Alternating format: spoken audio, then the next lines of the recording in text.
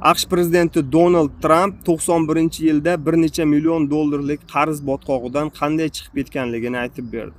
Va bu hikoya meni juda ham ta'sirlantirdi. Men juda tushkun kayfiyatda edim. Sababi hatto ko'chadagi tilanchi ham mendan ko'ra boyroq edi. Sababi uning qarzi yo'q, menda esa katta qarz bor. Unga ko'ra o'sha yillari Nyu-York shahrida ko'chmas mulk bozori juda katta tezlikda o'sayotgan bir payt edi.